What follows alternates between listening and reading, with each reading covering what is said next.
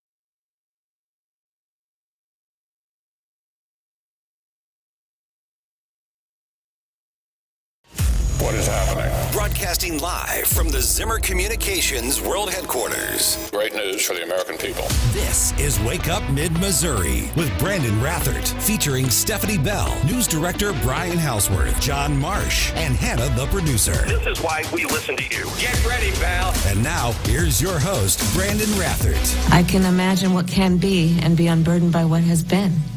You know? What can be unburdened by what has been. What can be unburdened by what has been. What can be unburdened by what has been. What can be unburdened by what has been. What we can see, what we believe can be unburdened by what has been. What can be unburdened by what has been. What can be unburdened by what has been. You mean like when you're talking about like the current president of the United States? That's Kamala Harris next in line. Does that make sense? I'm not even sure I understand that. What unburdened by the past, what can be? I'm trying to define that in my head. John, I'm not having any luck here. I can't get my head around that. Can you offer any insight? Yeah, she wants to be the president. Thank you. Welcome to the show. The other voice you're hearing this morning, the person laughing in the background. And this is why you got to be watching our show on our YouTube channel, Hannah, while we're doing the opening there with Kamala Harris. Hannah just shaking her head like, what? What's going on, man? What is she? That's what we call a one-trick pony. Hey, I found something that's really cool to say, and I'm just going to keep repeating it because people will think something that's not accurate. And what she's thinking that people will think, I'm really intelligent and really insightful. It's like when people try to use really big words and they end up using them really wrong. And they're just trying to sound smarter, but really they sound dumber because they use the big word incorrectly. And I think even sometimes when people use big words, even if they're using them in their proper sense, it's kind of like, all right, I get it. You're smart. You read a dictionary this morning. And Kind of like when you say facetiously instead of sarcastic. Yeah, which I don't think facetious is that big of a word. Or like when prognosticators, wow, i.e. talk show hosts, say, those big words. Welcome to the show, Wake Up Mid-Missouri. Kevin McCarthy the other day saying, as it relates to Matt Gaetz, of course, in an interview on Sunday following the signing of the budget. So be it. Bring it on. Let's get over with it. Matt Gaetz. Bring it on. He's bringing it. The gentleman will state the form of his resolution. Declaring the office of Speaker of the House of Representatives to be vacant. Resolved that the office of Speaker of the House of Representatives is hereby declared to be vacant. All right, that's Matt Gaetz yesterday on the House floor. And here's what I think. I think this could not come at a worse time. And listen, I'll conservative harder than a lot of people. And this guy, well, I'm harder conservative than you are, and I get that. And Matt Gaetz, I applaud him for sticking up for his beliefs, but I just think he's all about Matt Gaetz. When you spend more time doing your makeup for your TV appearances on CNN than you do actually trying to get stuff done, I think that is a real issue. But here's my bigger thing. It's timing. We're a year out from the most important election of our lifetime. For real this time. For real. We are a year removed from the big red wave of 2020. Yeah, it didn't happen. That's right. Unfortunately. And I just think it is a bad move for Republicans right now. Yeah. It's embarrassing. Yeah, it is. And it's just, these are adults in the room is what I go back to. Allegedly. Yeah, allegedly adults in the room. And I guess I look at the bigger picture and I think, this is not good for a Republican. We say to our good Republican friend, Cherie Tolson-Reich, local state rep. Now, obviously no bearing on state politics, but do you... No, I see similarities, though, because no two Republicans think alike or vote alike. Mm-hmm. And there's a lot of different... it's a big tent to be a Republican. And some people are moderate, more conservative, less conservative, see things differently. And we do have it in Jeff City, too. Yeah. Examples? Come on, man. Well, I have actually said many times we have three parties in Jeff City. We have Democrats, we have more conservative-leaning Republicans, and more moderate Republicans. And Houseworth, you agree with that? That's absolutely correct. I mean, this is what our listeners need to understand. The Representative, you're absolutely correct. And the fact of the matter is, if the Republicans could ever unite in Jefferson City, and they never have, they could get anything they want. The reality, Representative, is with supermajorities in both chambers, quite frankly, the Republicans have barely accomplished anything. I totally agree, and it's very disappointing. And sometimes we have Democrats run as Republicans, which is really bad, but it happens. Yes, it does. One of the things we're going to be covering this morning, Chris Arps, ChristopherArps.com, he's going to be joining us 6:35. Kennedy's talking about making a third-party run, and interesting question, who would that hurt more?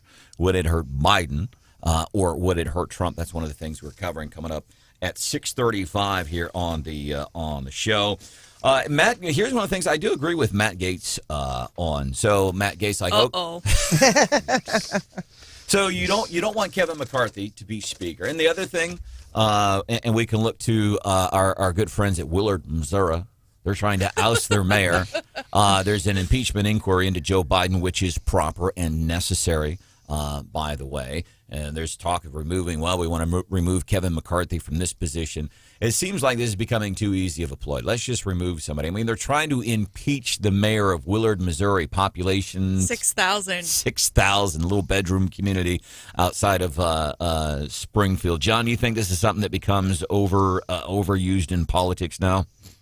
Sure seems like it, doesn't it? Yeah, it feels that way. And again, a lot of times it's necessary and proper, but then when it becomes the easy, it's the go-to. Let's do this. Let's impeach somebody. You can't take it seriously. But Branden, I'm a former mayor. Can you tell me why they're wanting to impeach him? I've been in municipal government for 40 years. What we've been able to piece together is that the mayor was out of town and the Board of Aldermen appointed an interim city administrator while he was out of town. And when he came back into town, he fired that city administrator. So the cat was away and the mouse played. Cat came back. So I don't like that. Well, then the mice, they didn't like this. Well, let's impeach you. And then they got into the semantics involving should the mayor be required to be, or should the mayor be allowed to be at council meetings? That's just it. In my experience, that's under statute. And the thing is, I didn't see that a mayor can hire or fire it. And my opinion is it's the city council. It is absolutely the city council. And we've seen in Hallsville, small towns, Hallsville is a perfect example where we've seen it. But I wouldn't necessarily say I've seen. I don't think this is the norm in impeachment, but it's newsworthy. There is no question about it. But we had the drama in Hallsville. You want me to tell my personal story real quick? With you about a decade ago. Yeah. Back around 2011 and 2010, we had a city administrator, and he was line stealing and cheating from my city. I'd worked there 30 years, and I kept trying to tell the city council, of the malfeasance and things going on. And I was being a whistleblower, and I ended up being fired for telling the truth. So I ran for mayor and won.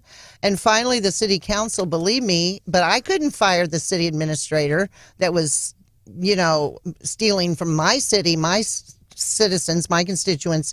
And so the city council fired the city administrator, not me.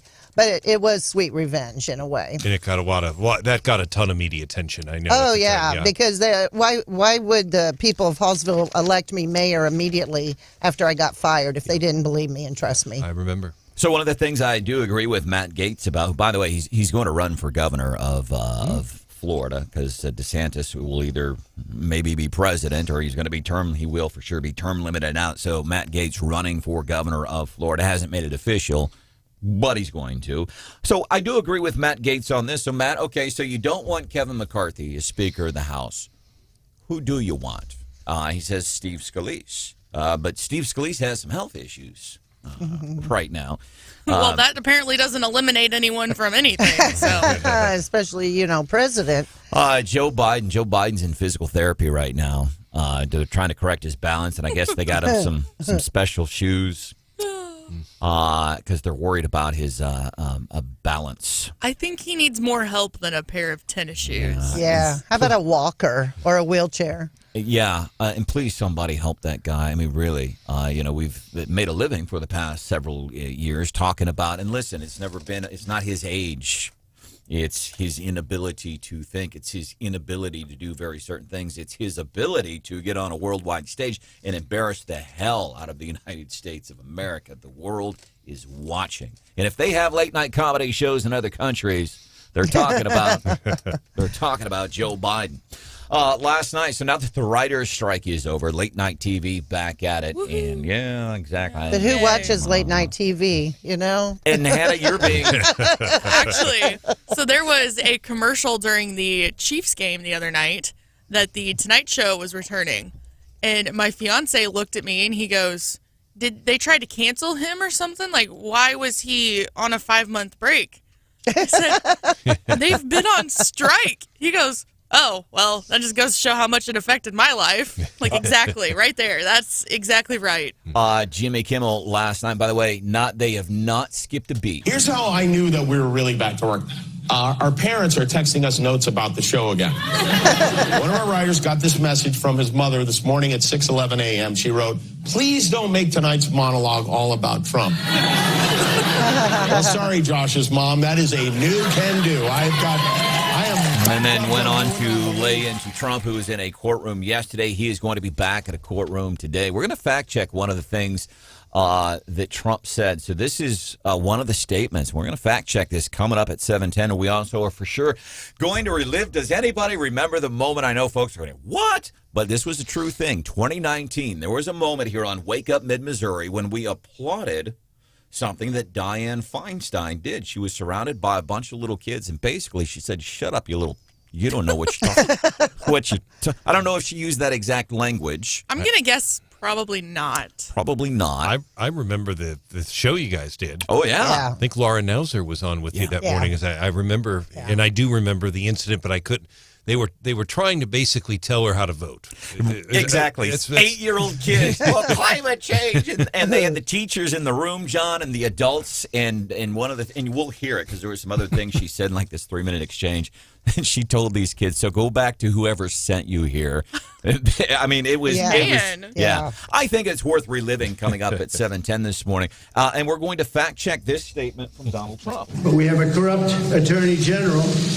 And it all comes down from the DOJ. They totally coordinated this in Washington because I'm the leading candidate. I'm leading Biden by 10 points.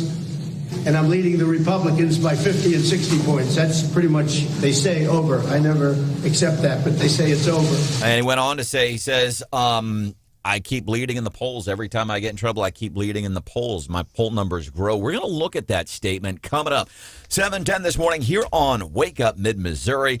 5 minutes from now, daily D.C. rundown. Trump, not the only newsworthy name that's in a courtroom today. That story coming up.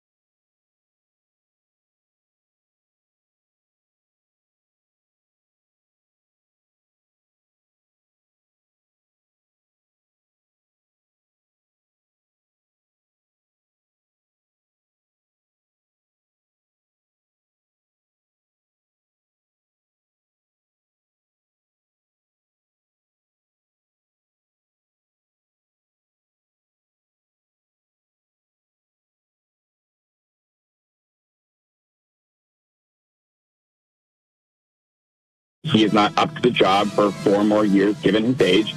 They cannot have another instance of him tripping. That's Alex Thompson from Axios expanding on our point we were talking about earlier, what we're trying to do with Biden and doing play-by-play this morning. That's Cherie Tolson-Rice. Good morning, everybody. Glad to be here. Love the bumper music, and you and I agree on a lot of things politically, and we agree. Yeah, great bumper music. Thank you, producer Hannah. All right. Thank you, Hannah. Daily D.C. rundown. By the way, Steph's got to be Steph's out today.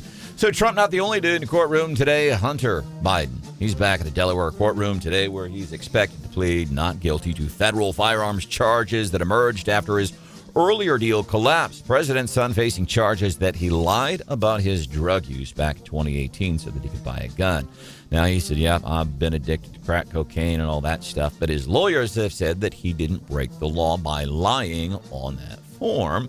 An appeals court has found that ban on drug users having guns violates the Second Amendment under the new Supreme Court standards. That was according to a court. But it's Hunter Biden. We don't care. Hunter's attorneys are suggesting that prosecutors bowed to pressure by Republicans who insisted the president's son got a sweetheart deal. Some more federal prosecutors had been looking into his business dealings for 5 years. So, yeah, if they've been looking for 5 years and you know you had evidence from the get-go and it's taken 5 years to do something, I get that sense sometimes. Let's go ahead and charge Hunter, John. And we ain't going to try real hard, but we can say that we charge. And that's the sense that I get. Barstool knowledge of politics. And we won't mention the laptop or anything about that. Yeah. And this is interesting. Federal prosecutors, so they've been looking into the dealings for a while.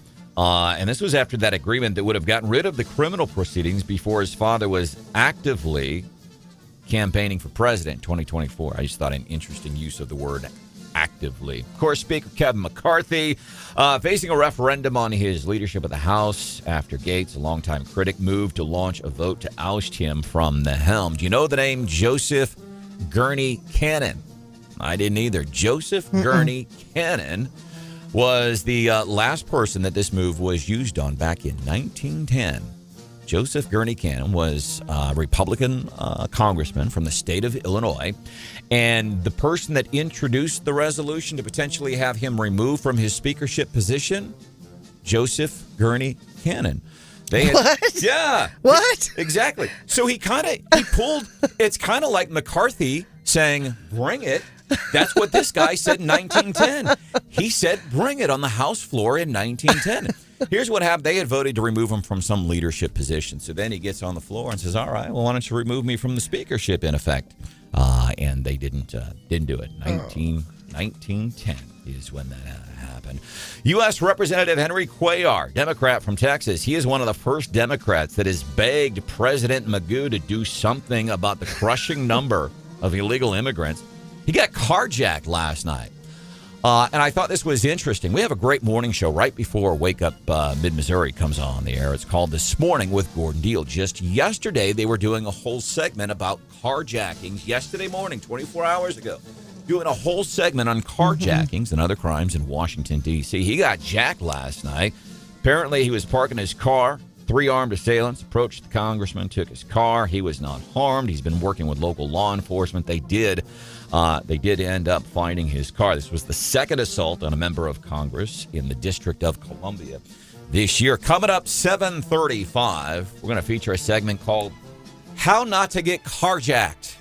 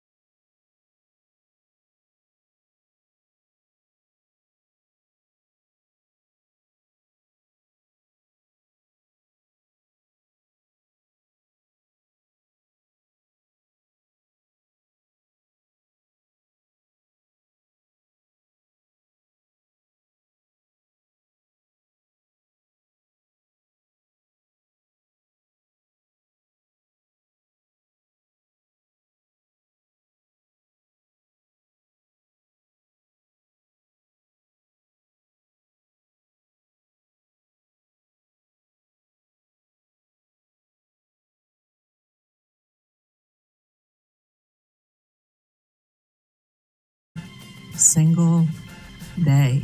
Enjoy. And that is Becky Arps, wife of Mr. Christopher Arps, who joins us here on the show. Website, chrisarps.com. The brains behind everything we hear on Tuesday, 6:35. That is all Becky. Becky Arps. We love Becky. Good morning, Christopher. Good morning, Representative. How are you? Living the dream every day. State Rep Sheree Tolson. Can we give you a initial nickname and call you CTR? Yeah, that's my initials. That's CTR. We'll call you CTR. Uh-huh.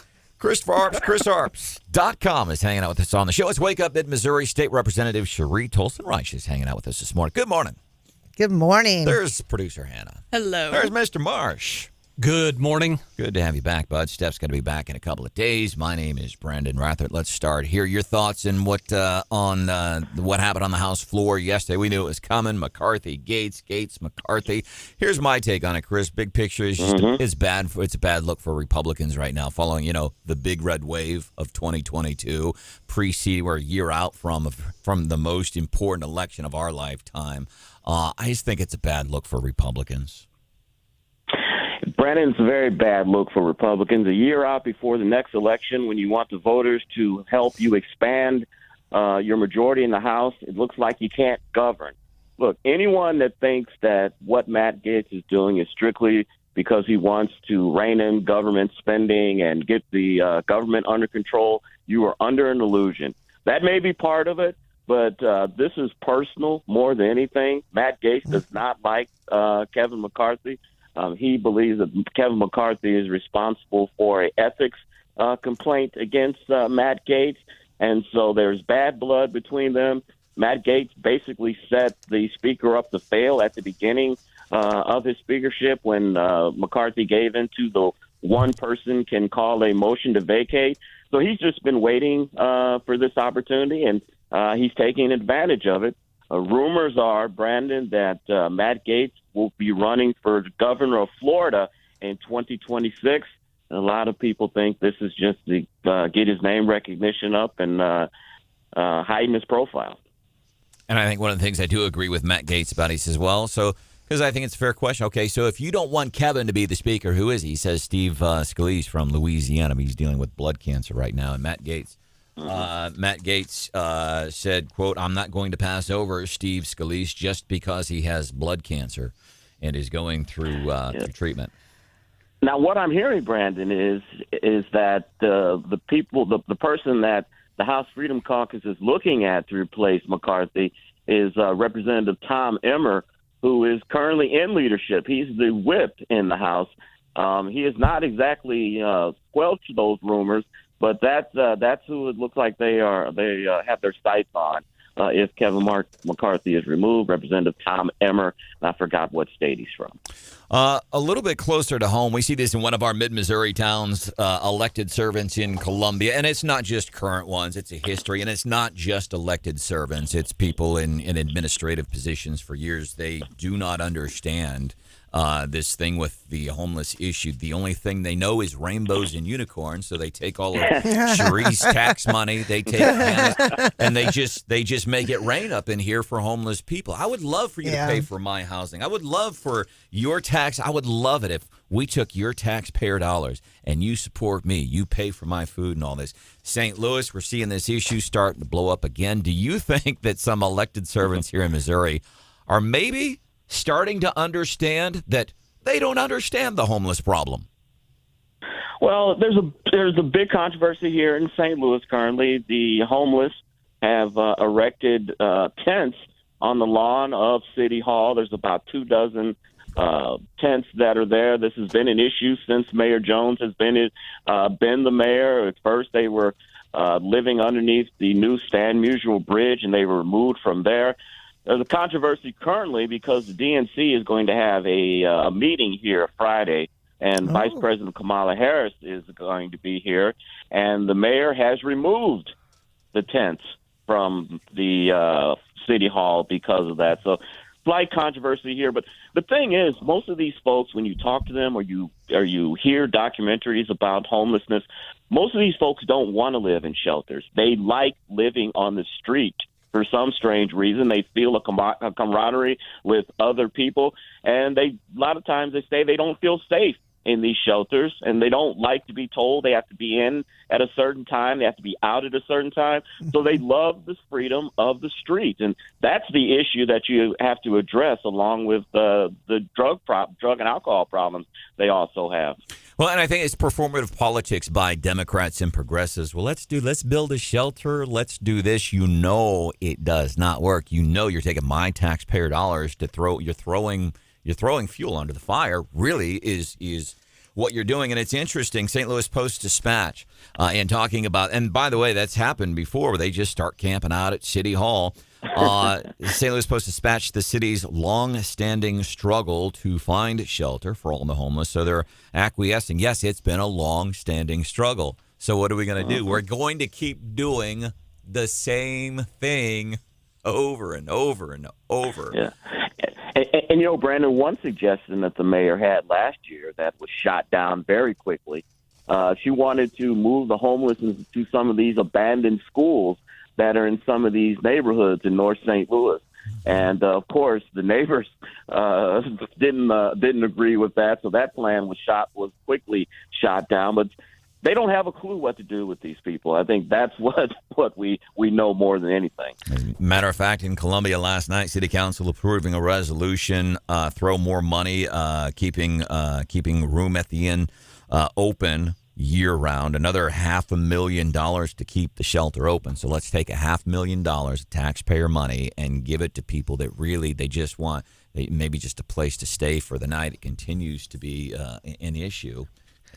Chris, I wanted to mention, the state of Missouri, we passed a law last year that homeless camps can't be on state property. And a lot of them are under the bridges, state highway right-of-way properties.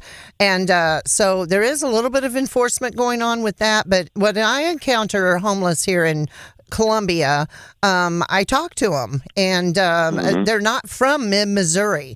They're coming here knowing it's a liberal city. They're coming from Chicago, other states, St. Louis, Kansas City. So the liberal policies are attracting more homeless to Columbia area. Wow, I didn't know that. I thought that most of the folks that were there were from that area, but no, not at all. That they're homeless.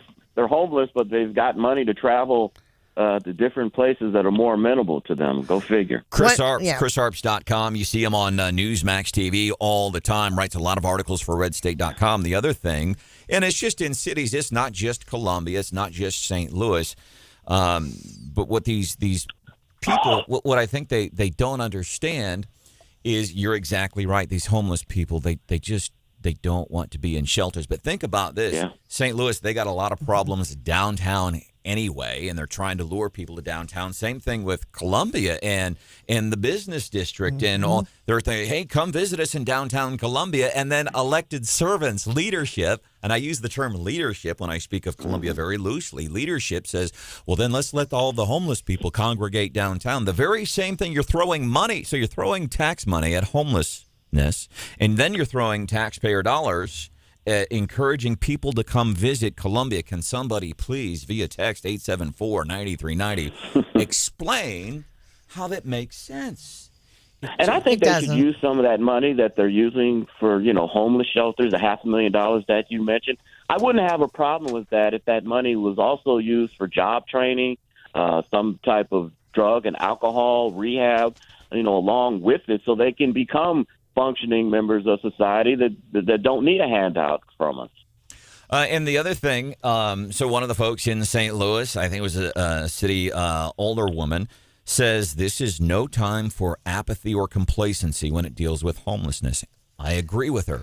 So why don't you invite these homeless people to come stay at your house? Stay with you and your kids. Chris, you may not know this, but I've taken in 5 homeless families into my personal residence in the last 15 years. They, some want help and just need a hand up, not a lifelong handout, but some don't want to be on the street voluntarily. And so I help those people out.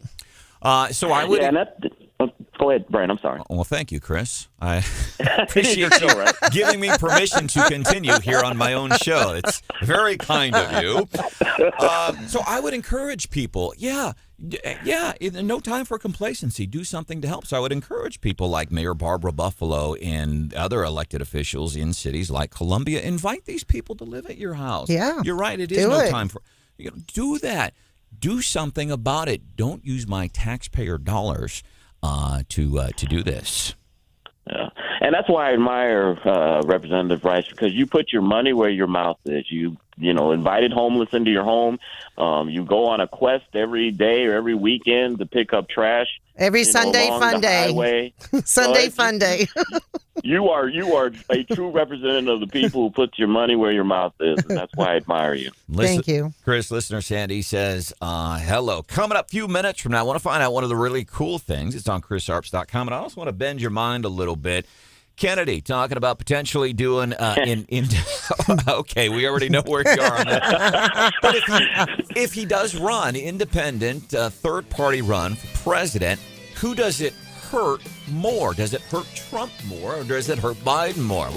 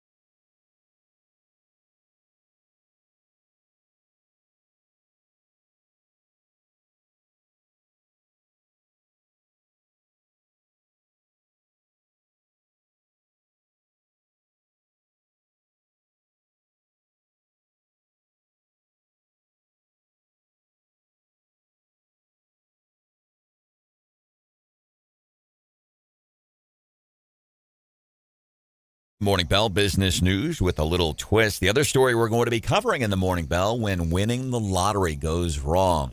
Cherie Tolson-Reich is here this morning. Producer Hannah is here this morning. John Marsh is here this morning. I'm here this morning. I'm here, but I'm not all there. Christopher Arps is making popcorn this morning. Is microwaving Orville Redenbacher's extra movie theater butter popcorn while he joins us on the show. He's here this morning, so I'm assuming none of us won the Powerball last night. It's over $1 billion. So coming up 8:25, when winning the lottery goes wrong. Everybody talks about winning the lottery. It's a beautiful, big, life-saving thing. It's not always the case. If you won the lottery, would you continue to work? Yep, I would. Well, people say, well, would you retire if you won the lottery? Would you retire? I'm like, no, I would just quit. I wouldn't even retire. I would be just like, nah. I would not quit. That's what I say. That's my answer. But also, Chris, I've never had $1 billion. I don't know. But they take the taxes out, so it's not really $1 billion. It is not $1 billion.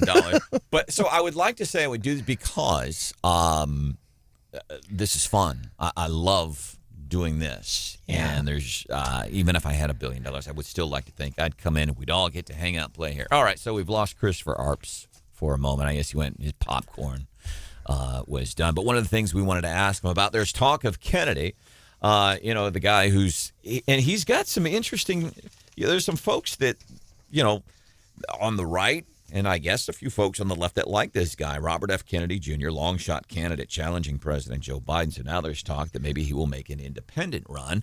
So who does that hurt more? Does it hurt Joe? Does it hurt Trump more? I think it's a little both, actually. He's got opinions on a lot of things. He's anti-vax and things like that appeal to some people. So Chris, during the break, by the way, so we've lost Chris. Sometimes mistakes happen, and when you're live without a net, this is how it goes. It's okay. We can entertain without Chris, but he'll be back. Here's what it reminds me of. Thank goodness we're not brain surgeons here, or we're not MoDOT engineers building a brand new bridge, John. Because if we were brain surgeons right now, or MoDOT engineers designing a bridge, that would be a big problem. There'd be lives at risk. Yeah. But we have a saying, a friend of mine told me one time, we don't do brain surgery, nobody's going to die. And I use that saying a lot. Yeah. And I think actually, that's a good, on a personal level, that's a good perspective because, so Hannah and I, one of the things that we really have in common, probably all of us here on the show, who's your worst critic, Hannah? Besides Black Lives Matter on Twitter. Myself. Yeah. Mm-hmm. And I'm the same way, man. I make a mistake, and nobody's harder on me than I am. But it's a good reminder that, you know what? It's not that big of a deal. I have to tell you all the time, dude. I know. Stuff happens. Yeah, and that's one of the reasons on a personal and professional level I sincerely do appreciate Hannah, and I try to make a point to tell people that in my life. I appreciate that you call me out on stuff. Mm-hmm. Or we're human. We make mistakes. Well, that's a hard concept to get the head around sometimes. Oh, yeah, I am a human being, and I do make mistakes. But here's the frustrating part. I feel like I make more mistakes than other people because I'm always comparing, this person never makes a mistake. Well, you just got to be able to laugh at yourself. I know. That's the thing. Stuff happens. Things happen. It's easier to laugh about it than to be upset about it. Cole, this is interesting. So we're talking about the United Auto Workers strike, and it's affecting folks here in Missouri. And now we're starting to see the other thing to consider is even if I'm not buying a car or whatever, it's not going to affect me. Parts can potentially become an issue. Cole County Sheriff John Wheeler chatting with ABC 17. They're like, man, we want to buy some cars. So, John, as I understand it, they're taking money from next year's budget so they can get these new cars this year. But an interesting take from the sheriff in Cole County talking about how something like this can be impactful. We can do a year probably without getting cars, but if we go 2 years, that means we wouldn't get any new car then until 25. And that could hamper mission. That could hamper response. Could hamper mission, and it could hamper response if we have older vehicles. Cole County Sheriff John Wheeler chatting with ABC 17. Coming up, we're going to be covering a little bit what happened City Council meeting last night in Columbia, Jeff City. Big thing in Jeff City in your mind last night as it relates to the City Council meeting, John? Sounds like they're having some challenges coming up with a yard waste provider. So that's one of the big things they're covering there. Coming up 7:10 here on the show, there was a moment in time. I think, Hannah, was 2019. Were you a mainstay here on the show in 2019? Or you were still in high school, maybe? No. College. I joined the show in 2019, September. Okay. And Hannah and I had known each other since she was 12 years old. It keeps getting younger. Yes. 5 years old. Yes. You've cracked the joke, Shuri. That's one of the other things I have in common with President Magoo. My stories change throughout the years, and they get better. Hannah and I have been friends before that, but there was a time here on Wake Up Mid-Missouri that we celebrated something that Senator Diane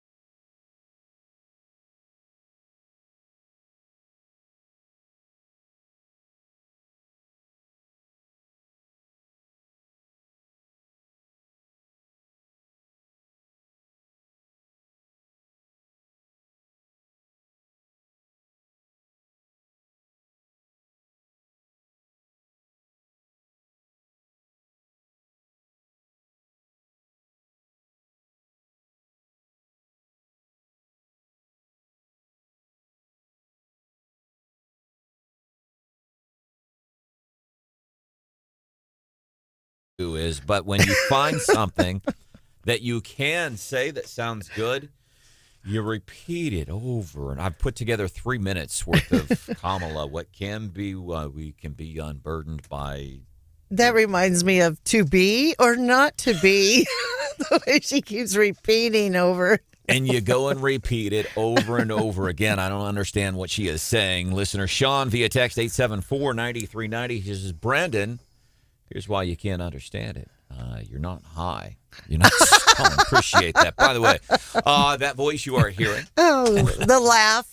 Thank you, Sean. You made John Marsh laugh. That make you giggle a little bit, bud? Yeah, that was right on the money, I think. Pretty good, man. I'm glad you are here today. That's John Marsh. State Rep Cherie Tolson-Reich is hanging out with us this morning. Chris gave me a new acronym, CTR. CTR, Cherie Tolson-Reich. Steph Bell is off today. There is producer Hannah. Hello. Mr. Halsworth is here. Some local things of impact. MERS, the nuclear reactor thing. Big, like anybody who's in state politics was there yesterday. And we think, well, it's more than just a photo op. There's really some impactful stuff. And I'm guilty of this too. Sometimes I think, well, these things that happen at Mizzou or whatever, what does that matter to the rest of the world? All those politicians that were at this thing in Columbia yesterday, yeah, they probably care. But it really sounds impactful. As a matter of fact, CRT, or CTR. CTR, that's okay. Sorry, she was there, as was Brian Halsworth. Want to get the lowdown on that so Speaker McCarthy, it's official. Yesterday, Matt Gaetz got up on the House floor and says, "Hey, I want to do this thing.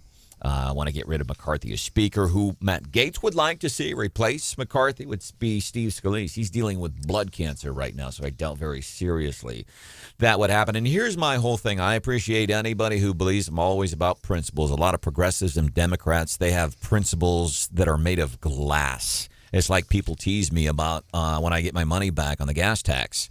Well, I'm getting that money back. And Me too. I do it every year. Because I have principles. When I dropped health care, whenever Obamacare went into effect, and I dropped my health care insurance knowing full well the penalties, because principles, it just matters to me. And you see Democrats and progressives, they have principles. They're just made of glass. But here's the thing with me, with Matt Gaetz, is what he is doing. It's not principled. It's to get him TV time. It's because he's campaigning to be governor of Florida. Congressman Blaine Luetkemeyer was on the show yesterday, and I thought this was an interesting story that he shared. Motion to vacate the chair. Just to kind of scare everybody, last week he left a copy of it on the bathroom floor in the men's room. And when you see the hot tweets and stuff like that, that's fine once in a while. But my goodness, Hannah is 23 years old. She is a grown woman now. And they make Hannah feel like a little child, some of these politicians in Washington, D.C. I mean, I'm 52 years old. Oh, I finally graduated from a kid to a grown woman? Wow. So that's the thing. It's the frustration of it. And when you are out for you. There's a great piece in the Gasconade County Republican newspaper. There's a guy named Dennis Warden, and he writes some really interesting opinion pieces. Small town newspaper. Does a good job, though. He does, but the paper does a good job of covering local news. They really do. They do. As a matter of fact, they just won a whole slew of statewide press awards. But anyhow, he wrote an opinion piece. And it's not always about you. And what he does is he compliments George W. Bush. He compliments Obama. He compliments Bill Clinton. He's talking about empathy. And Bill Clinton, what the phrase he made famous on the campaign trail in 91, 92, when somebody was complaining about things, and Bill Clinton said, "I feel your pain." That's part of the vernacular now. He writes this great article, and then he likens it in a very polite way. He's not being mean at Joe Biden. He's just saying it's not about you. And he highlights the latest incident, because Joe Biden's all about me. When he was in Hawaii and talking to the families of over 100 people that had died in those fires. And Joe says, "I feel your pain. I almost lost my classic, very expensive, vintage 1967 Corvette in a little kitchen fire."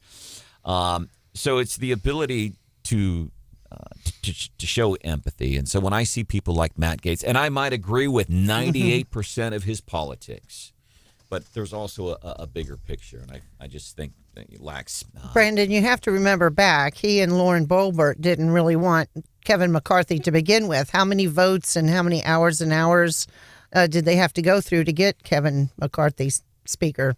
Yeah.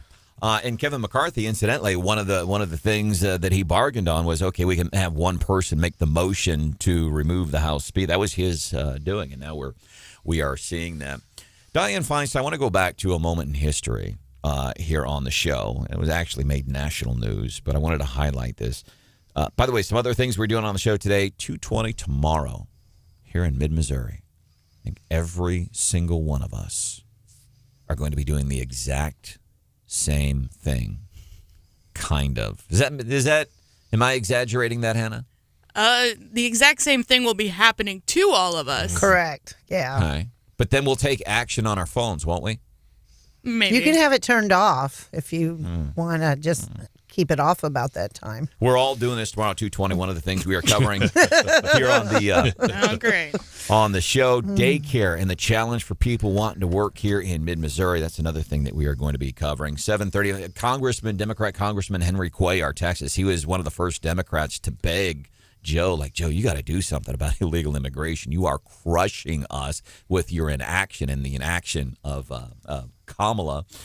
He got carjacked last night in D.C., and it was interesting. We have a great show here called America This Morning. It's Gordon Deal. It's right before Wake Up Mid-Missouri comes on, and just yesterday morning they were doing this thing about carjackings. So coming up 7:35, we're going to do a whole dissertation on how not to get carjacked. And there's actually some, because people say, well, be careful, lock your doors. There's some other really interesting things that we should consider. I want to go back to 2019. Here on Wake Up Mid-Missouri, Senator Dianne Feinstein, who just passed away at the age of 90. I'm not a big fan of people, the first this and the first that. What Dianne Feinstein did back in the day, female politician, it's impactful today as we sit across from State Rep Cherie Tolson. A former mayor like Dianne. Former mayor. There was a great moment several years ago, and I want to play, it's about 3 minutes here, and we want to play some parts of this, but she had like 8, 9-year-old kids coming to her office, and they were freaked out about climate change. We are trying to ask you to vote yes on the Green New Deal. Please. Okay, I'll tell you what. Anytime you have an elderly woman say, well, I'll tell you what, you know something good's coming. We have our own Green New Deal piece of legislation. Well, we're trying to promote the Green New Deal. Well, there are reasons why I can't, because there's no way to pay for it. Which is an interesting concept, especially coming from a Democrat. Yeah, exactly. No way to pay for it. It's like homelessness, John, and the border. People say, well, you just hate homeless people. You don't like brown people. They're illegal immigrants. No. And I 100% agree with New York City Mayor Eric Adams when he says we have unlimited compassion. However, we do not have unlimited resources. So a moment of reality there from Dianne Feinstein to these 8 and 9-year-old kids. Yes, there is. We have tons of money going to the military. A lot of it is going to the military. But we have come to a point where our earth is dying. So now you've got adults in the room scaring the out of these little kids. Our earth is dying. And these little kids, politicians, they're repeating talking points. They hired a political firm and they're reading. It's just like a politician when they, running for office on a national level. You hire a political firm and they say this, say that, say that. These little kids, she's got to petrify. Literally. And it is going to be a pricey and ambitious plan that is needed to deal with the magnitude of that issue. And so we're here asking you to vote yes on the resolution for the Green New Deal because that is the only That resolution will not pass the Senate. And you can take that back to whoever sent you here. Good one. I did like that. Yeah. Take that because I know what you're saying. You're just repeating talking points, and then it continues to get better. Some scientists have said that we have 12 years to turn this around. Well, it's not going to get turned around in 10 years. We have 12 years. TikTok, that was 5 years ago. Yet 7 years left, kid. What we can do, Senator, if this doesn't get turned around in 10 years, you're looking at the faces of the people who are going to be living with these consequences. Oh, they tried to use these little kids to make her feel bad. Hannah's absolutely right, John. These adults paraded these kids into Senator Feinstein's office. But look, these are the kids that are going to be dead in 12 years unless you do what we want you to do. They're using children as pawns. Government is supposed to be for the people and by the people and all You know for the what's people. interesting about this group is I've been doing this for 30 years. I know what I'm doing. You come in here and you say it has to be my way or the highway. I don't respond to that. I've gotten elected. I just ran. I was elected by almost 1 million vote plurality. And I know what I'm doing. And then the best part of all of this, celebrating this great moment, Dianne Feinstein, 2019. So, maybe people should listen a little bit. I hear what you're saying, but we're the people who voted you. You're supposed to listen to us. That's your How old are you? job. How old I'm are you? 16. I Well, can't you didn't vote for me. Can't even vote. We voted for you, right? And for that, That'll teach you. That'll teach you. I can agree with and applaud Senator Dianne Feinstein. I'm getting excited. What's hot with Hannah coming up just a few minutes from now. I've got another weird animal story, but this one's out of Missouri. And this is what I'm interested in. And it went national. It's pretty cool. It's coming up at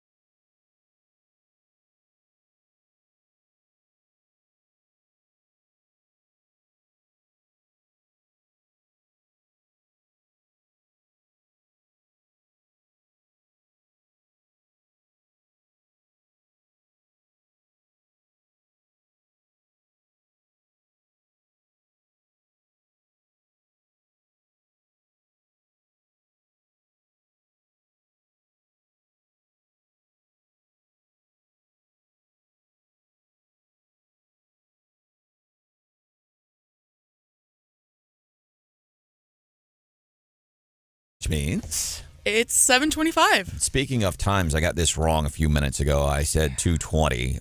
Tomorrow we're all doing this, or this is all happening to us. It's 1:20. Yep. 1:20. Thank you, Mr. Marsh, for the fact check. Yeah. Yeah, I think that's my fault. Which reminds me, even when people close to my circle tell me something, I better fact check. Yes. Don't believe them. All right, let's do What's Hot with Hannah. It's no secret that I have had a long series of installments of weird animal stories that have been happening across the U.S.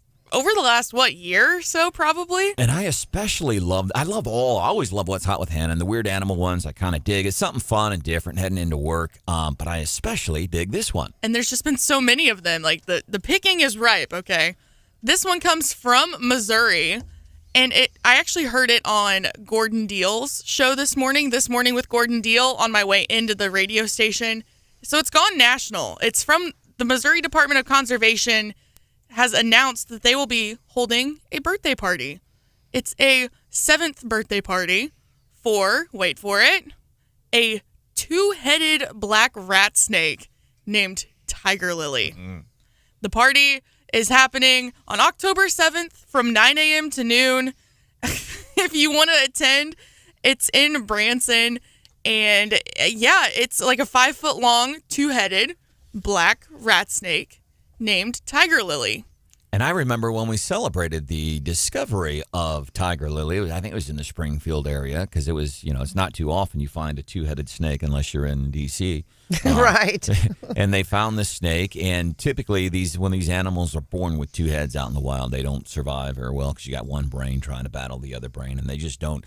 A lot of brains don't do well anyway, left to their own devices. This one included sometimes. So the folks found him, and they gave the snake to some nature conservancy group.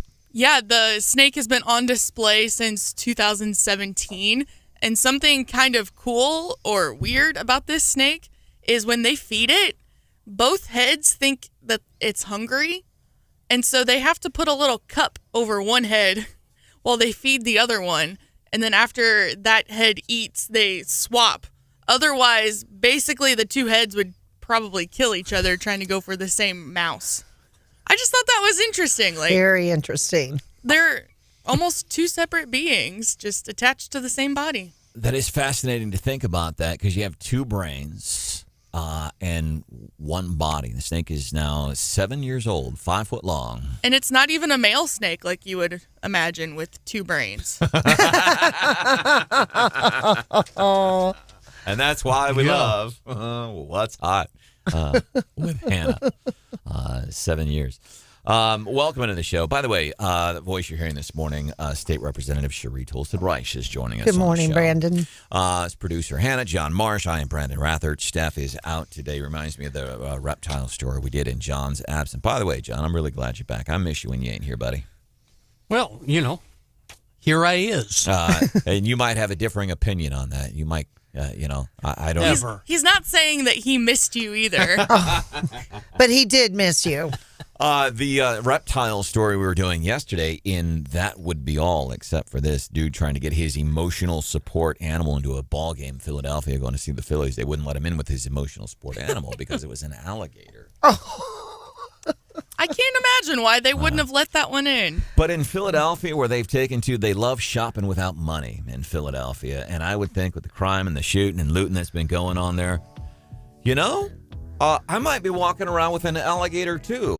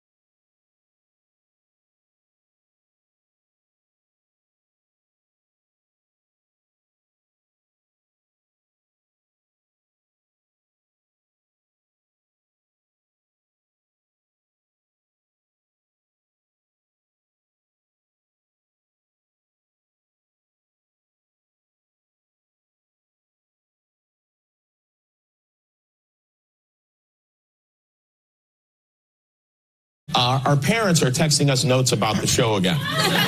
One of our writers got this message from his mother this morning at 6:11 a.m. She wrote, "Please don't make tonight's monologue all about Trump."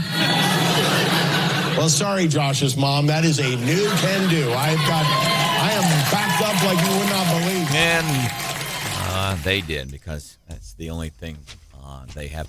Yeah, and some of these, I don't watch late night TV because I go to bed when the streetlights come on, which really sucks in December when the streetlights come on at 5 or 4? Yeah, 4:45 in the afternoon. I like it because I feel like I am ready to go to bed sooner because I have a bad habit of staying up too late.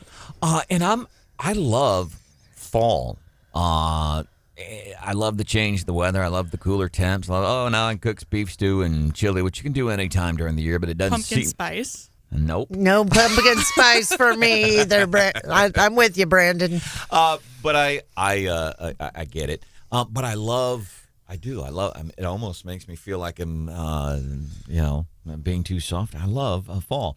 And temps are going to be cooling down tomorrow. 10 degrees cooler than today with a high of 88. The other thing happening tomorrow is a big thing that everybody's going to know about. Want to get into that, but first, I want to welcome you into the show. This is Wake Up Mid-Missouri. Cherie Tolson-Reich, local state rep, is joining us on the show. Good morning, everyone. There's producer Hannah. Hello. Mr. Marsh is here. Yes, sir. Steph is out today. My name is Brandon. If there is something that we can do for you, please let us know. You can send us a text, 874-9390, 874-9390. Andy texting this morning. We opened up the show with Kamala Harris, the unburdened comments. Frankly, I don't know what she was saying, but she doesn't either. Yeah, nobody does.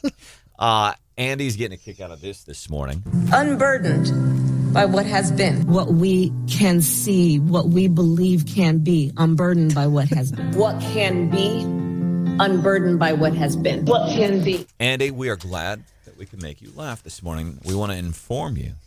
Big thing happening tomorrow. It's a massive emergency alert test scheduled to hit your phone tomorrow. There's going to be 1:20 our time.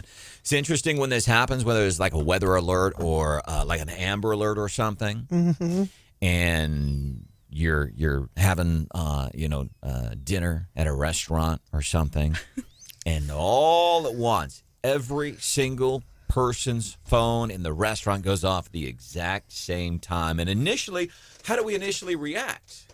You scramble to try to turn it off. Yeah, and you freak out and want to look at it and what's going on. They give you a car license plate and area.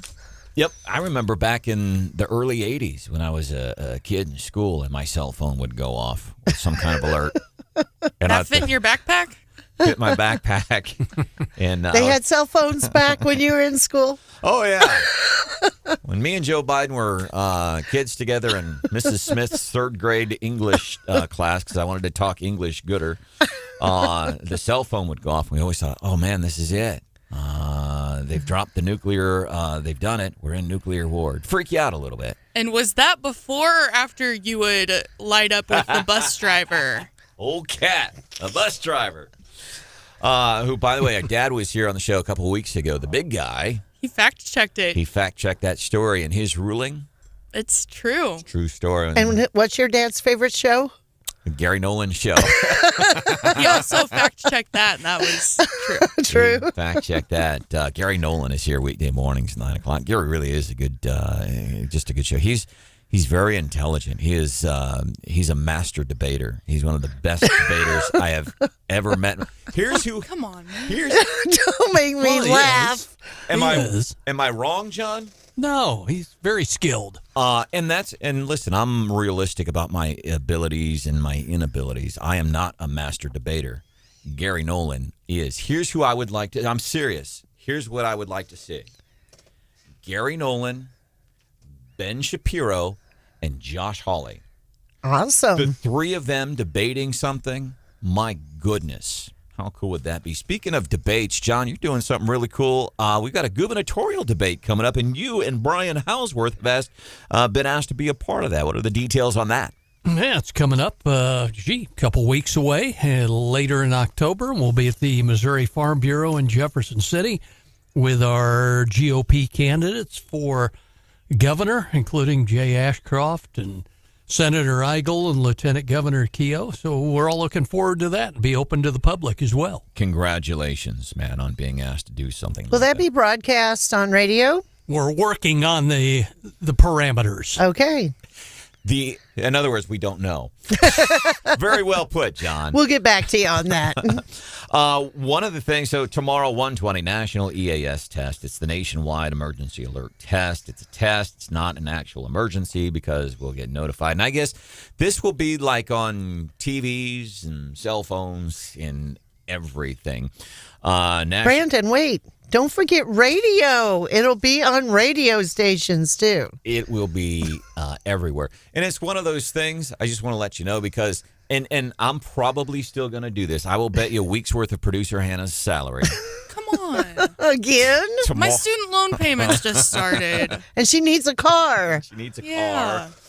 But I love this. Every time Hannah talks about needing a car, guess who texts us at 874-9390? Car dealerships from like Macon to Sedalia to Springfield, all over the place. They start texting Hannah, which reminds me, that's the power of radio. Yeah. Incidentally. Local radio, especially. Yes. Small, locally owned radio. And I get it for a lot of these small local businesses since Joe's been president, the economy and stuff like that. And I know. And I would never... the worst thing you can do. There was an old saying, I can't remember if it was Mark Twain or who it was, but somebody said stopping marketing when things are bad, that's like trying to stop a clock in an effort to save time. Because, well, I'm gonna pull back on my marketing efforts to save money. It's about like stopping a clock to save time. It doesn't work that way. Brandon, tell me who said this. The more localer, the more importanter.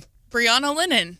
No, Brandon. Brianna Lennon quote tweeted me on that, which I thought was cool. Brianna Lennon, Boone County clerk. And the point being that the local elections are really the important thing. So EAS test, big one happening tomorrow. But here's my bet: 1:20 tomorrow. My phone's gonna go off, or I'm gonna be listening to one of the shows here on the radio station. I'm gonna, oh my God, well, what happened? What happened? I'm like, oh yeah, it's 1:20. Congressman Henry Cuellar, he's a Democrat, Texas. He's one of the first folks that went to President Magoo and said, hey, Joe, you got to do something about this illegal immigration. We are getting crushed. Our resources are running thin. Kids all across the country are dying from the fentanyl that's coming across the border. He got carjacked last night. It was interesting because this morning with Gordon Deal, they had a story yesterday morning, how not to get carjacked. So I stole this from Gordon. His show's on every morning right before Wake Up Mid-Missouri. And there's a lot of the, regular stuff, be alert, pay attention, things like that. Approach your car with keys in hand. Look around and inside the car before getting in. Be wary of people loitering in the area. And here's the thing where people can get bent out of shape sometimes. Trust your instincts. If it makes you feel uneasy, get into the car quickly, lock the doors, and drive away. Because you see this sometimes. You go to a part of town that you ain't used to being in, and you hear in the news, oh, there's another shooting in that part of town. And if for some reason you have to be in that part of town, yeah, I'm going to be a little bit more careful. And it doesn't have to do with the people that live there. It has to do with the number of stories that Marsh and Houseworth do about shootings happening in those neighborhoods. It's got nothing to do with the families that live there. It's about what happens there. But one of the other things, and I'm not kidding, I was in Kansas City last month, and I go to the grocery store trying to park. So let's say, because this happens, there's a big story in the St. Louis Post-Dispatch. Dude was at a Schnucks grocery store in St. Louis, and he was parked where he couldn't get out. Carjackers know this. They park behind you and in front of you. And it's those weird little things you think, and listen, I hope it never happens. A friend recently told me something similar. I was driving, they were the passenger, and I pulled like right up close at a stoplight. And he said, no, Cherie, leave yourself some room, because if somebody approaches you or something, you need to get out. You need to give yourself enough room to get around the car, just whether it's a carjacking or something else. And that was something I just learned. How, I don't want to say leery, but like if I'm at an ATM, like, I'm paying attention almost to the point, I hate to say it, maybe I'm a little fearful. Yes. And I hate to be that guy that keeps looking over my shoulder, but I'm paying attention, whether it's my car or my cash. I feel like I have a false sense of security because I'm in my car still. Like, I would never walk up to an ATM and get money that way. I don't know. Yeah. If you can, and you'll be able to do this on I-70 a few years from now when they expand that to 3 lanes, drive in the center lane to make it harder for would-be carjackers to approach the car. Tips to prevent how not to get carjacked. How about the Second Amendment? Amen, I like brother. that. Yeah. Walk softly and carry a big not Shooting stick. iron. That's right. Nothing wrong with the Second Amendment, man. That's why it's there, to protect yourselves. And that's why I get frustrated when people say, well, guns. Well, that's why we practice the Second Amendment, because your policies create these problems where I feel even more of a need to protect myself. One of the other things to consider, and this is something, and it's not just about carjackings, why you should always keep your cell phone in your pocket. And I learned this the hard way. Years ago, Stanley, Idaho, I tumbled a car down the side of a mountain. Thank goodness it was a rental car. It wasn't mine. Got real lucky there. Well, that was good. I feel like that's worse.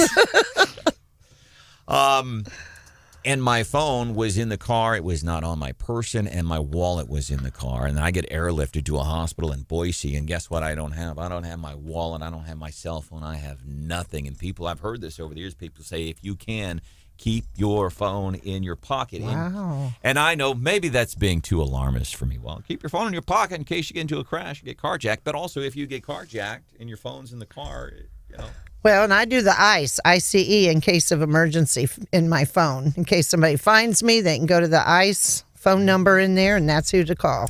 Coming up 5 minutes from now, we are going to be doing That Would Be All Except For This. What can we look forward to, John? Close the door. I'm dressing. That's coming up 5 minutes from now. By the way, 810 daycare in mid-Missouri. Why it's important. We might fact check something.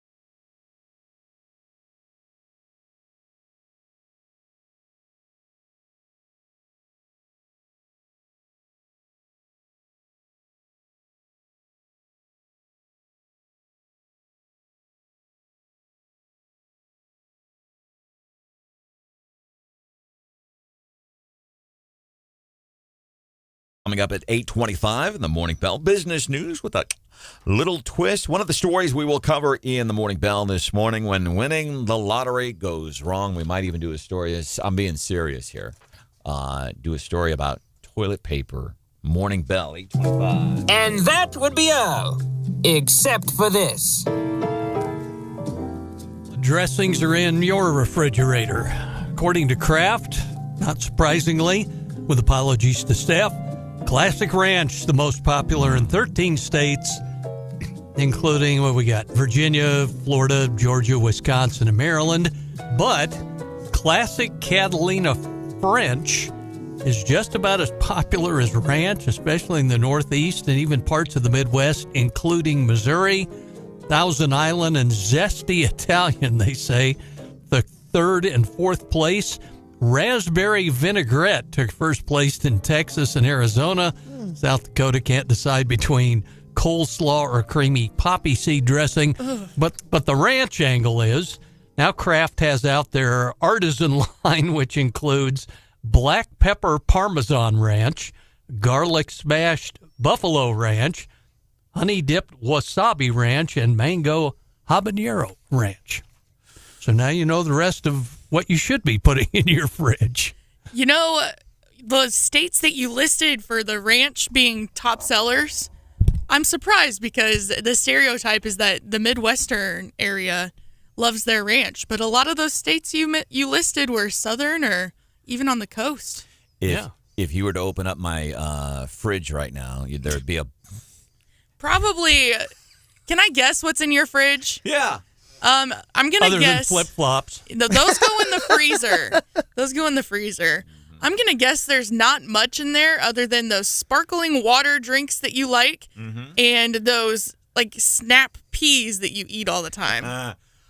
Snap peas, a water pitcher, ice waters, and a bottle of ranch and a bottle of Italian dressing. Like, if you come to if I get unexpected company, which the last time I got unexpected company was never.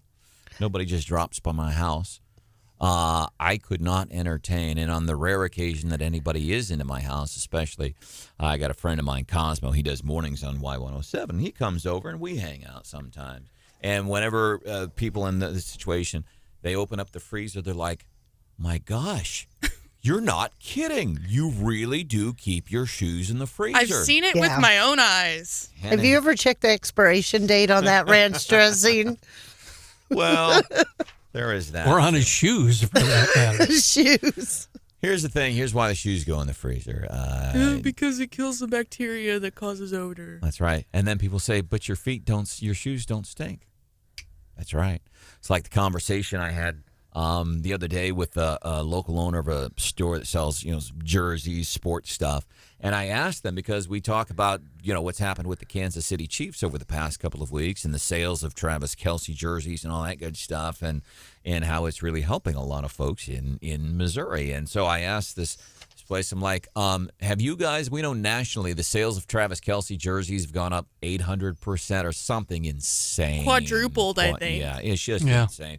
And so I asked this guy, I'm like, are you guys seeing benefits of this? Are you guys being impacted by this? Are you guys selling all these Travis Kelce jerseys? And he says to me, and he points, he looks, he says, you see all those Travis Kelce jerseys on the wall? And I looked up, I'm like, no. He says, that's right. There you go. They were sold out. And I think that's a line from an old Head and Shoulders dandruff commercial. Seriously. The commercial was somebody was using the Head and Shoulders shampoo. It's for dandruff. And somebody says, but you don't have dandruff. And I'm like, that's right, because I use Head and Shoulders. Exactly. Speaking of Kelce and Swift, did you see that Sunday's Jets-Kansas City game was the most watched football game since the Super Bowl? Oh, I wouldn't doubt it. Yeah, people are tuning in, and I just don't want to see the day when she writes a song about the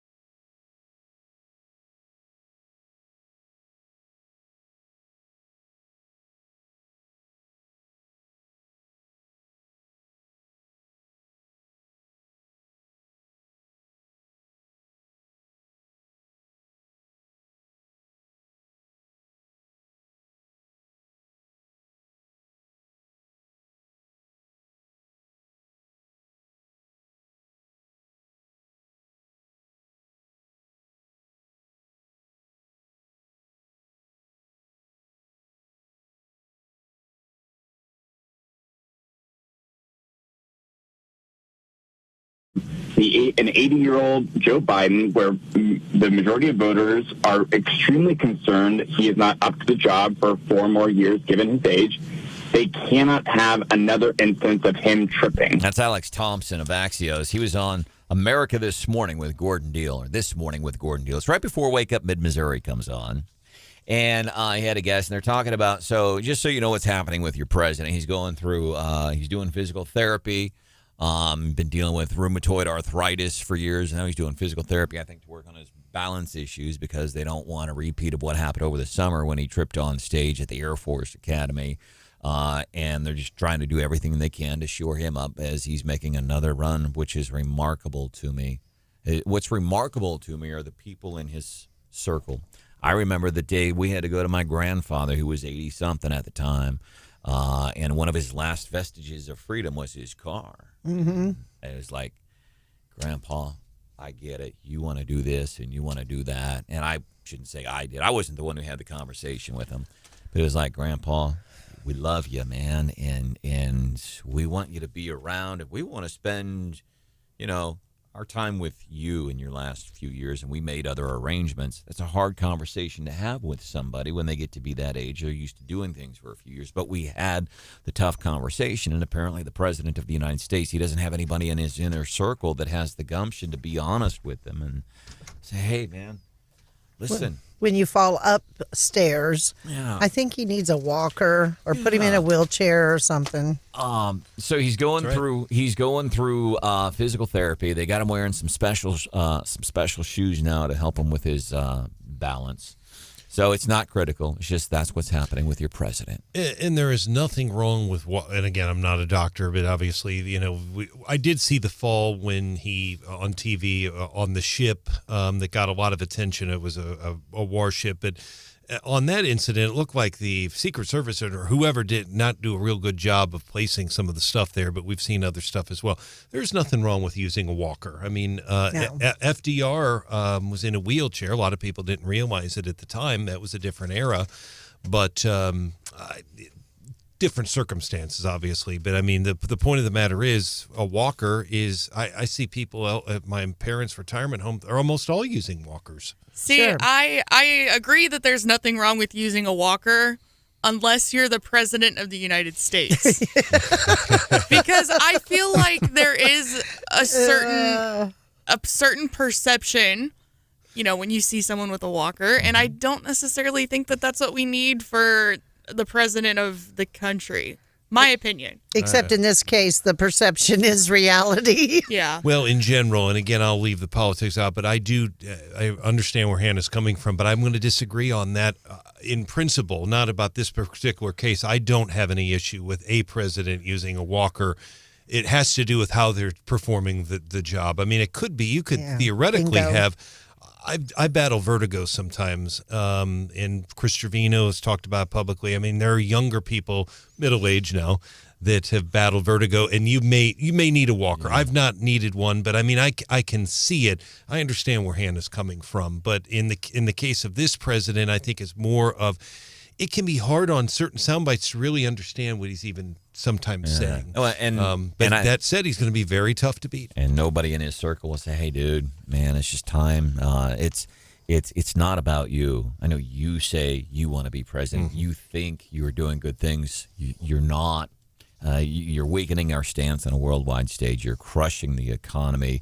You're not doing anything at the border, and that's causing more problems. And there are more and more people that are realizing that. More poll numbers, and this is I'm really digging this because they're consistent. Poll numbers for what they're worth. Snapshot, moment, time, couple thousand voters.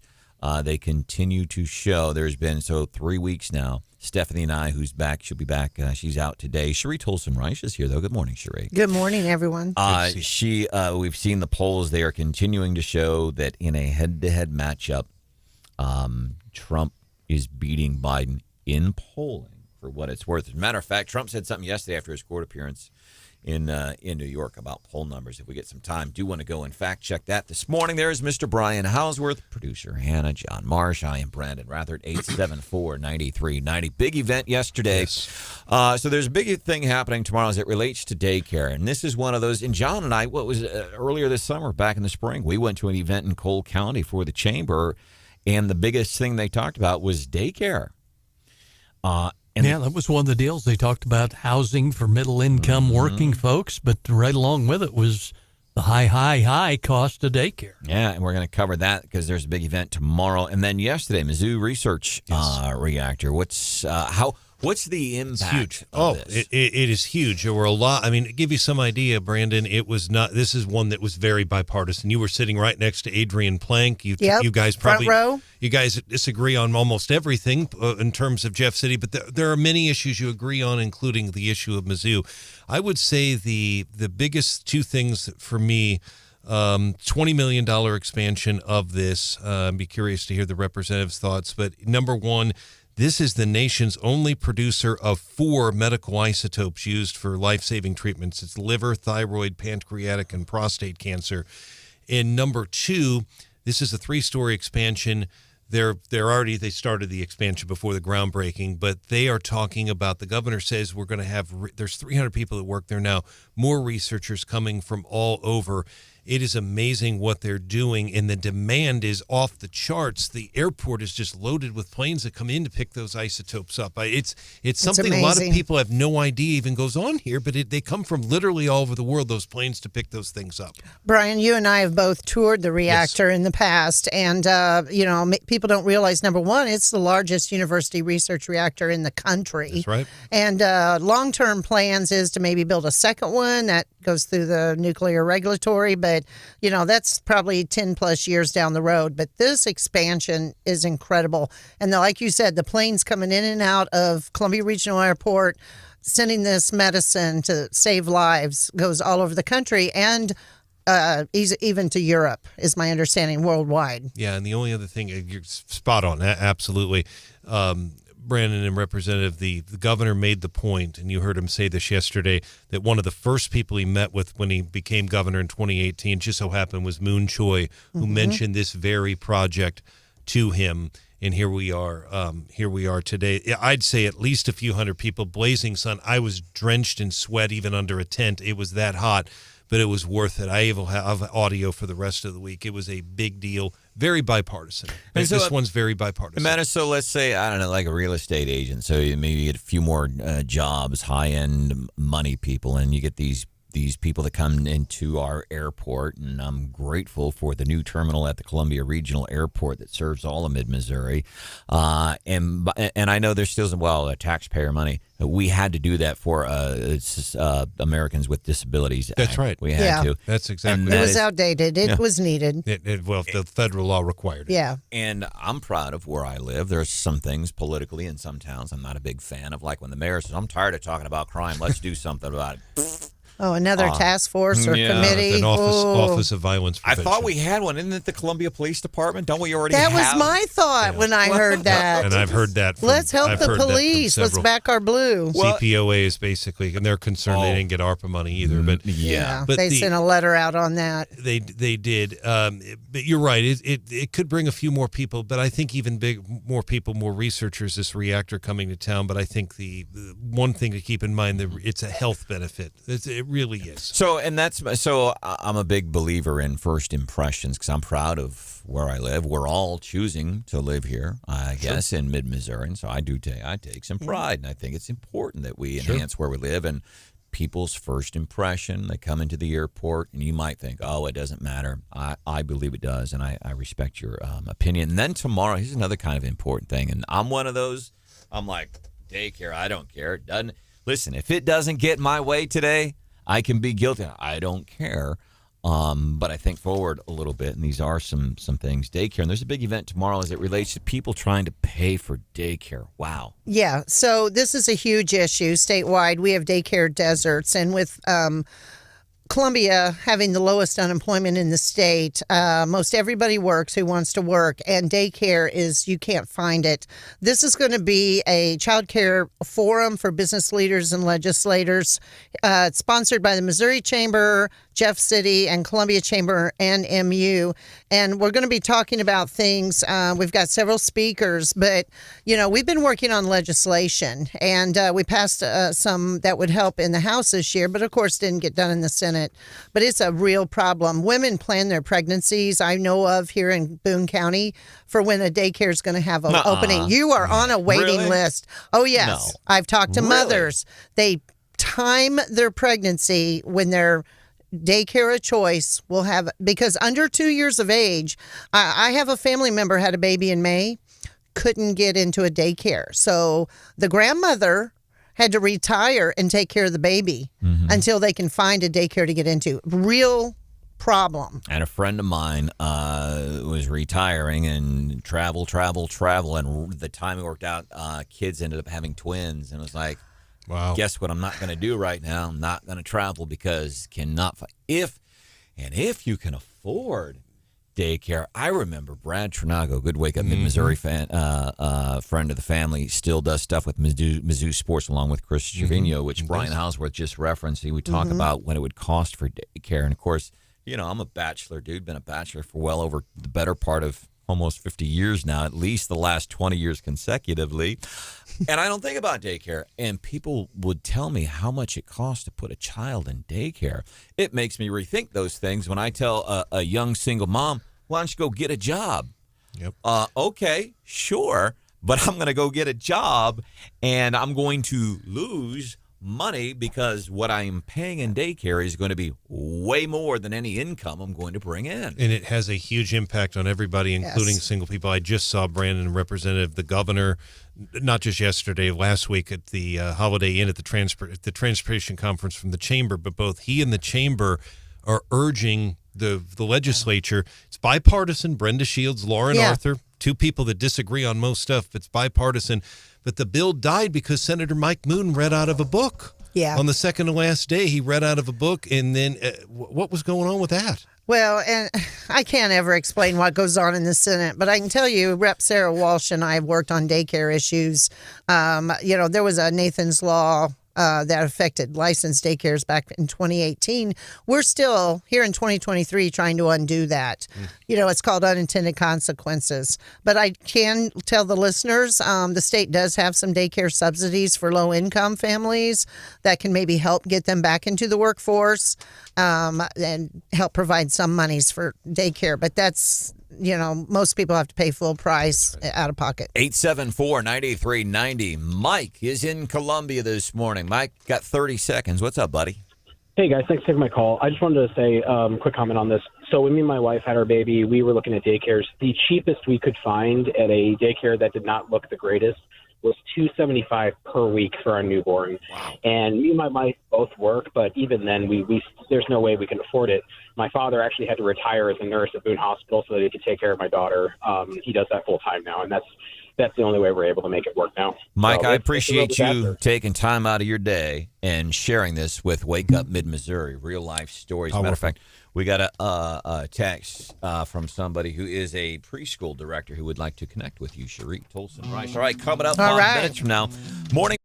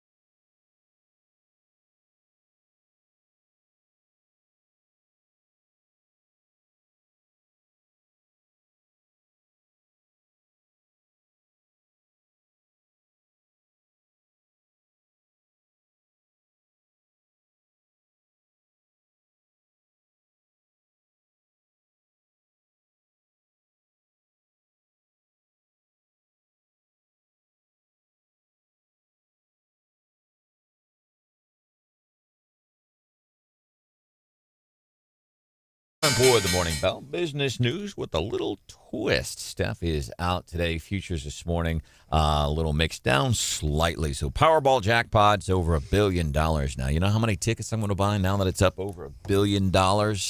I'm buying 0. Probably still none. Over $1 billion now. Lottery jackpots have already surpassed the $1 billion mark 4 times, with a couple of instances in Mega Millions and a couple in the Powerball.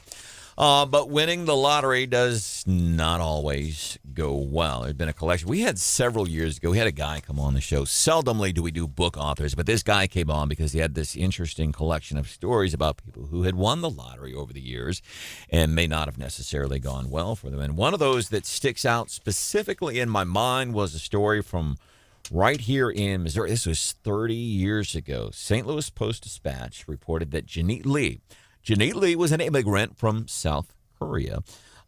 She had come here to the United States of America, and she worked in a wig shop. And then one day she's buying tickets over on the other side of the river. She buys some tickets in the Illinois lottery. She was set to receive an annual payout of $620,000. So she took that opportunity to buy $1 million home for her family. So that's Janette Lee. She's in America, and she's working at a wig shop, and now she's won the lottery. And so now I'm going to help my family out. I'm going to buy a big old home. But later, she sold her rights to her annual checks for a lump sum amount. And I don't know if it was one of those firms that, hey, if you got a settlement coming, we'll pay you for your settlement now. We'll give you a chunk of cash. I had heard about that, like with lawsuits and stuff, if you're getting a settlement where somebody will buy. I'd never heard about that with a lottery. Anyhow, 10 years later at 60, she filed for bankruptcy, and she was $2.5 million in debt. That was right here in Missouri.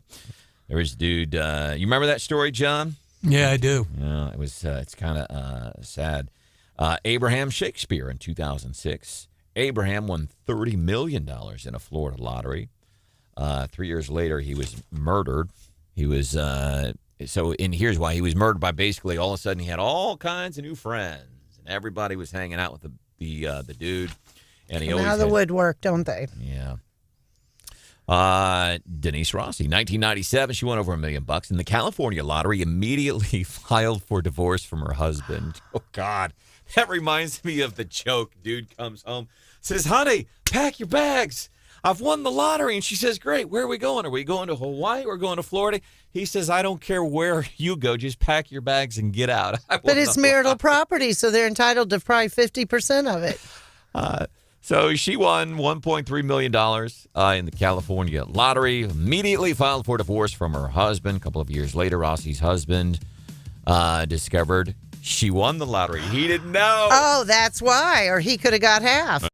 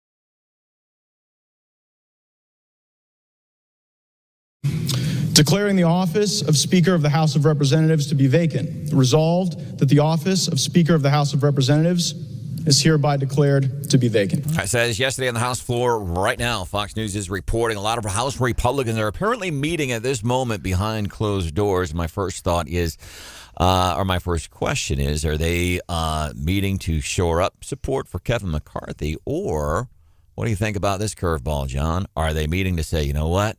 Matt's right. McCarthy needs to go as Speaker. Who else can we get behind? Think there's something to that? Doesn't sound real promising, does it? You know, they barely got Kevin McCarthy elected as Speaker the first time around, so they're going to really have to shore up support. But who's the next person up? Who can they put in there? I love Steve Scalise, but with his health issues, he may not be up to it. The one person that surprised me that Matt Gaetz, because he keeps putting forward the Steve Scalise name. Steve Scalise is in treatment for blood cancer right now. Matt Gaetz saying it did bother him. As a matter of fact, I want to be accurate here in my quote. He says, "I'm not going to pass over Steve Scalise just because he has blood cancer." And Steve Scalise, I think actually would be a fine choice. Here's the bigger picture for me. It just looks bad for Republicans. We're a year removed from the big red wave. What an incredible embarrassment of a flop that was. And we're a year out from the next election, from the most important election of our lifetime. Welcome into the show. It's Wake Up Mid-Missouri. I'm Branden Rathert. Cherie Tolson Reich is here. Good morning. Or now known as CTR. As a matter of fact, we're getting some really interesting texts. Yes, we are. This morning, and the top topics are kind of surprising. One has to do, we did a segment earlier on how to not get carjacked.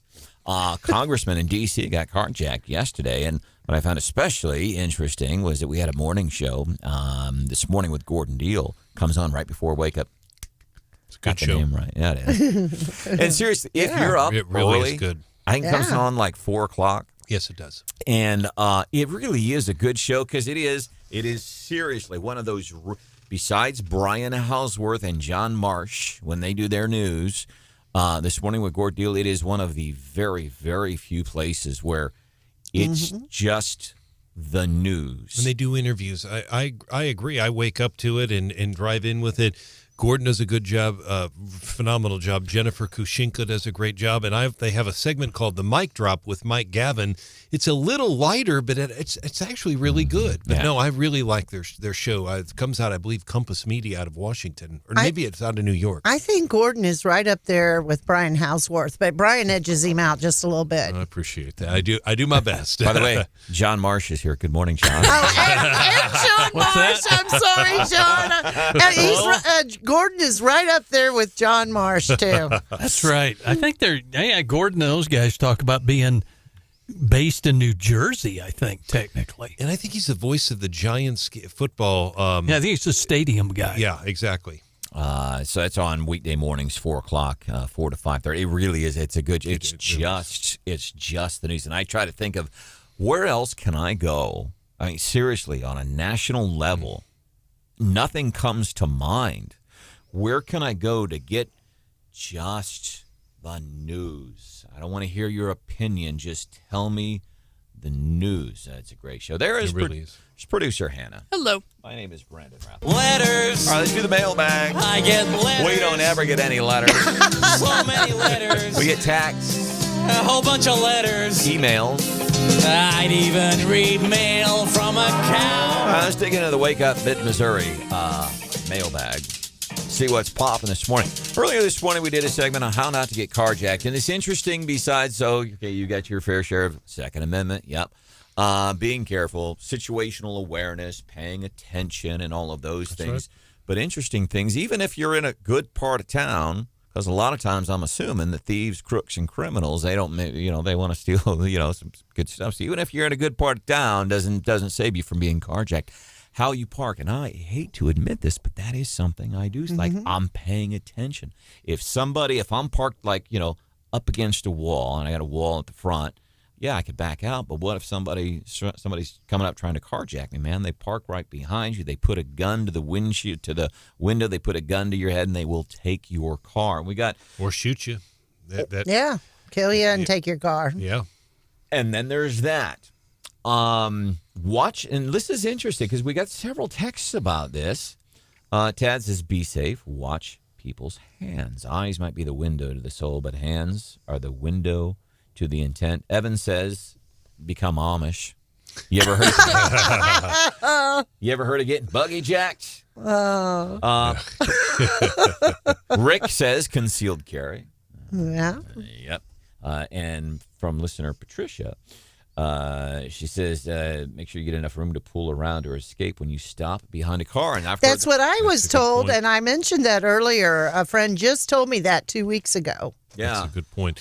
You know, one of the things we talk about carjackings and stuff and incidents, and Lyda Cruz, and the former mayor of St. Louis, listens to our show. She actually grew up in Moberly and still has family there. But, you know, what people may not remember is Branden, you may remember this. We were both in town. Her first husband was shot and killed by a carjacker. It was absolutely horrific. The carjacker killed the father in front of with the two children in the car, two babies, and he was left to die.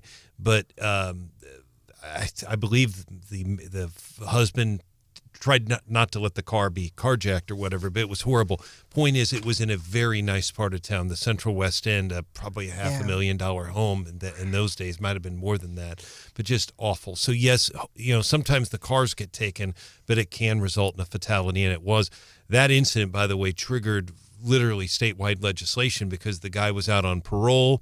And now you got to do 85% for first degree, 85% for second degree murder. And this is common theme. I don't mean to get sidetracked here, but there's another shooting over the weekend in Columbia, like at a hotel, or a dude ended up at a hotel. Correct. Wasn't the dude who's accused or somebody, they were out on bond too? Or? I found that on CaseNet this morning. That's not in the that's not been reported anywhere, but I verified it and I checked it on CaseNet.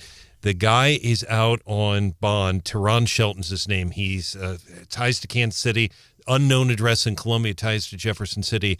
He's out on bond for kidnapping and assault in Jefferson City. He had a no bond warrant in February, but I see on March the 12th he was approved for, quote, a pretrial release program, whatever that is. You know, they could have put him in drug treatment. I don't know without knowing the specifics, but he gets out, and now he not only is going to have this kidnapping charge, he's also accused of using an AK-47 style weapon to shoot this guy in a crowded park full of people on a soccer field.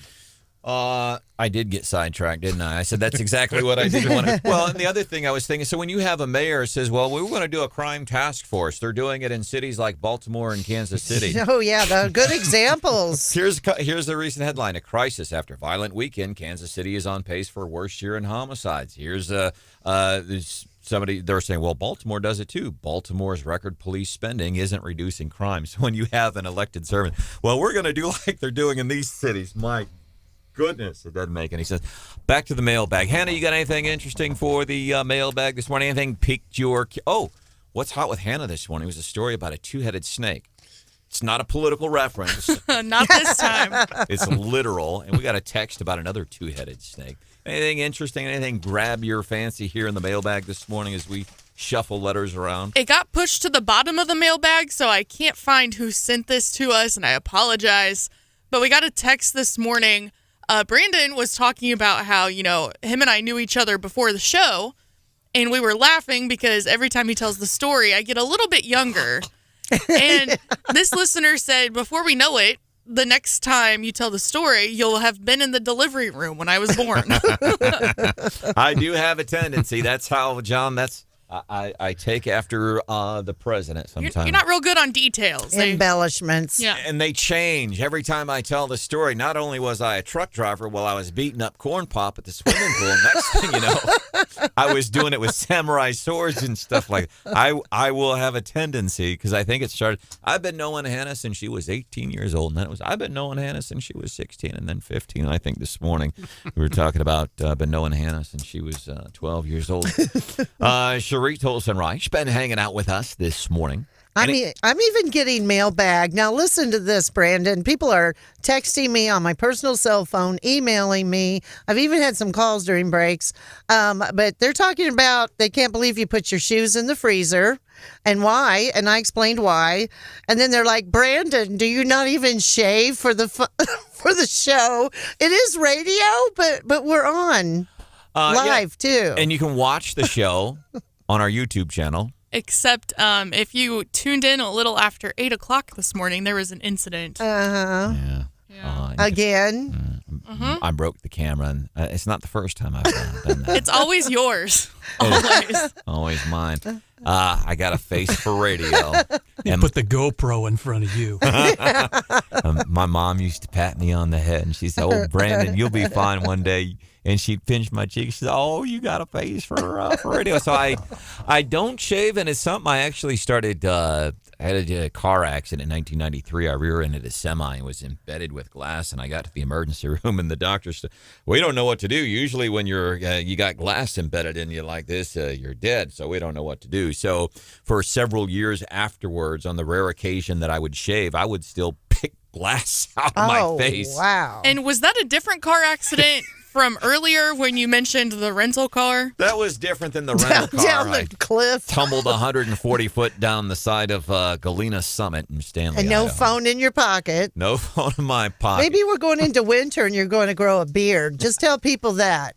It could be. Anybody, before we move forward, anything else interesting in the mailbag this morning? All right, cool. Coming up a few minutes from now, some leftovers. Former Mizzou quarterback was getting some love yesterday. We're going to find out who that is just a few minutes from now in Leftovers. And then it's my dad's favorite show. It's the Gary Nolan Show. It's coming up at 9.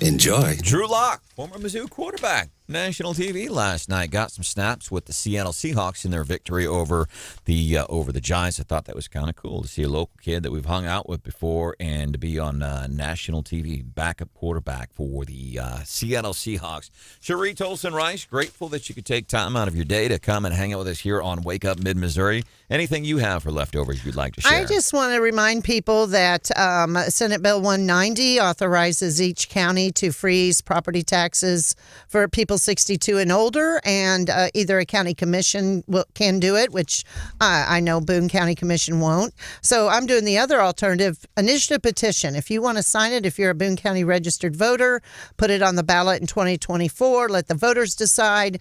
If you're 62 and older and live in your own home, this will freeze your property tax rate at the 2024 rate. Contact me, reach out if you want more information. Marsh, what do you got?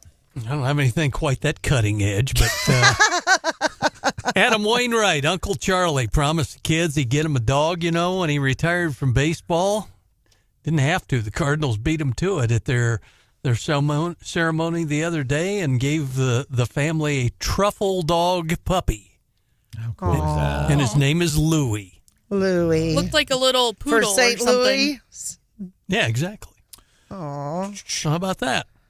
Tom Hanks, talk about AI. And listen, we've had artificial intelligence for a while. It's been a thing, but over the past year, and this is something Stephanie Bell turned us on to, but now it's at our fingertips with things like ChatGPT and the other stuff out there. So I've used Google Bard and I've used ChatGPT, and I use it just to play around with it, and I've done nothing else with it. People say, well, is it useful for anything? It's an idea starter for some things, maybe. Yeah, and if you're using it for anything factual, you definitely need to fact check it. Yeah, because it's not all there yet. Matter of fact, one of the things we did, we we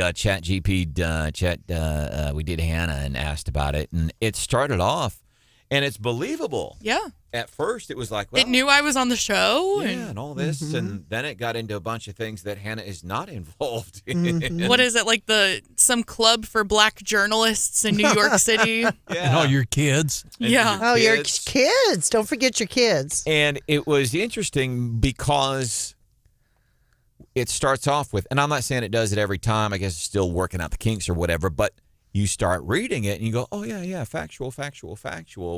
Then it gets into until it's not. Until it's not. But the other applications that are out there right now that anybody can get online and get, like you can get these easy tools, like you get, like Hannah does stuff on our Wake Up Mid-Missouri Facebook page, like Facebook Reels and stuff like that. She posted one of the most classicist ever moments on the show last week. We were talking about the need for some plants in the studio, and I said, yeah, we need a cactus in here. And Hannah says, without missing a beat, she says, we already have enough pricks in here. Beautiful moment. I've peaked. I mean, I'm not going to do any better than that, so I may as well just leave now. She's hanging up the headphones, walking out to make way for Brian Handsome and Gary Nolan. Anyhow, but she posted like a, I don't know, Facebook Reel or whatever it's called on there. So things like that, but for nefarious purposes, they're out there on the internet. Anyhow, Tom Hanks. There's a video of Tom Hanks promoting a dental plan. The actor has had to come out onto Twitter and say, hey, man, that is not me. It's got nothing to do with me. And I think there was the famous/infamous video, and this was even, I don't know, a couple of years ago before it was available to people like me, of Tom Cruise saying some really crazy things. Everyone, oh my gosh, Tom Cruise loses his mind because it was believable because of him jumping on the couch on the Oprah Winfrey show several years ago. And I'm in love. And then you see these videos that come out. But anyhow, so you start to see why people get concerned, especially when it comes to politics. We don't use the C word enough. And you talk about context. The C word context, when people put out videos, well, so-and-so said this, and a lot of times they don't include context. Well, now you've got this deep fake stuff where people can take videos that looks like it's somebody saying something that's not them, not doing what they're doing. It can be incredibly dangerous. And the final thing I want to include in leftovers, because about 24 hours-ish from now, we start unleashing the free passes for